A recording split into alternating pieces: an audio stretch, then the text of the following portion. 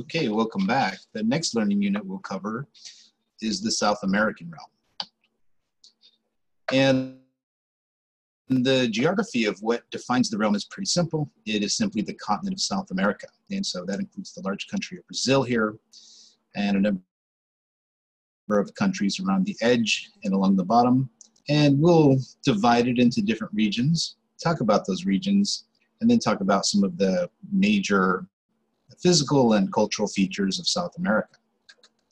Again, a reminder understand your concepts, ideas, and terms. These are the ones listed at the beginning of your chapter, and even if we don't get to them in lecture, make sure you understand them all.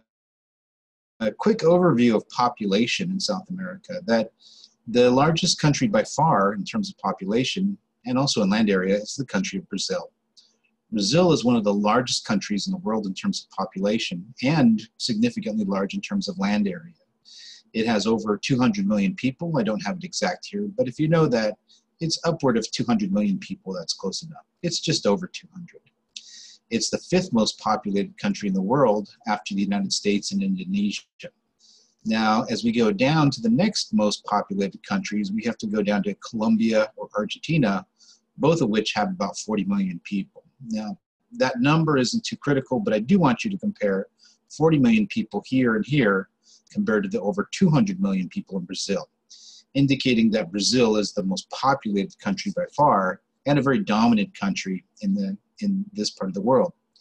The other thing that we'll talk about are not just the number of people, but also the makeup of people. We'll talk about different cultural or ethnic groups in South America, because there is a spatial pattern to where many of these groups are, some of them having to do with plantation agriculture and slavery, some of them having to do where indigenous people are, and also others having to do with patterns of European settlement in South America. So we'll talk about those as we go. A couple of overall themes I want to discuss in the introduction. One is agriculture, and we probably should have, I think we've introduced this lightly in some of the earlier lectures, but I want to just go ahead and define them here, because in South America, we do have a mix of both subsistence agriculture, and again, this is primarily for household use. This is you're growing food for yourself and your family. And subsistence agriculture has really been associated historically with indigenous people to the Americas, people in Africa, and people in Asia, where subsistence agriculture is more common. And a lot of it has to do with land use patterns and land ownership patterns. So for example, the contrast to subsistence agriculture is commercial agriculture. This is a large scale and for-profit endeavor like we would see in the Central Valley. This commercial agriculture, or agribusiness as we call it here, is the large farms that we use to sell goods. So when you go around town and you see an almond orchard, the people aren't growing those almonds because they live off of the almonds themselves. They're growing it to sell and make a profit. And a lot of this has to do with the legacy of European land distribution. For example, the concept of private land is common to us, but it's not universal worldwide.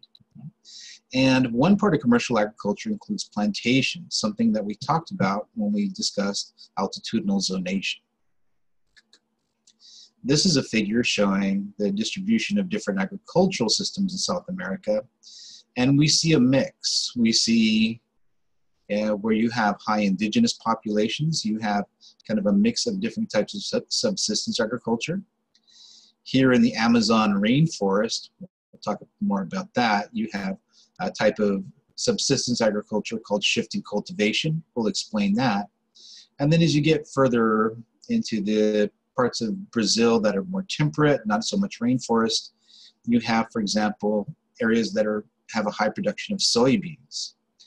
And soybeans are one of those crops that they can do okay in areas that used to be tropical rainforest. And here, this little finger kind of indicates the intrusion of soybean production into tropical rainforests.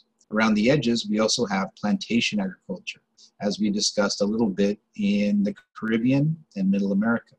And down here at the southern part of South America, we have what's really modern commercial agriculture like we would see in California.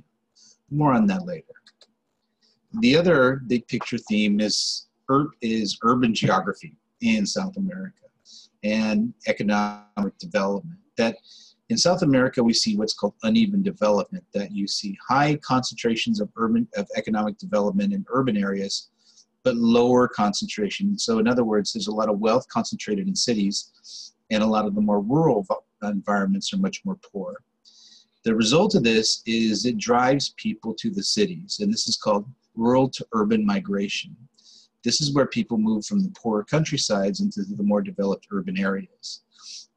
Because of the rate of rural to urban migration, South America is relatively high in terms of how many people live in cities or how many people live in urban environments. 82% of South Americans live in urban environments. That's relatively high. It was only until recently that in China that more than half of the people began to live in urban areas. And in places like India, less than half the people live in urban areas. So as we go along, you might note that this is a relatively high amount of people who live in urban areas in South America. South America is also home to 3 megacities. And megacities are generally large cities of the world that are around over 10 million people or so.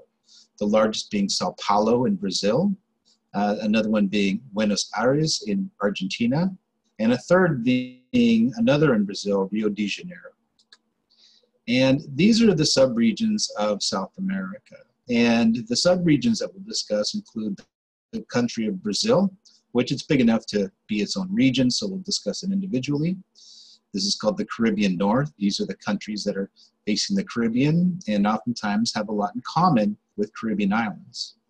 This is called the Andean West. And the Andean West, one thing notable about it, is a high percentage of people who are indigenous or indigenous, what we might call Native Americans, but people who are indigenous to South America. And lastly, the Southern Cone. And the one thing about the Southern Cone is this is a part of South America that has had high levels of European migration. That's something we'll talk about as well. Okay. More later.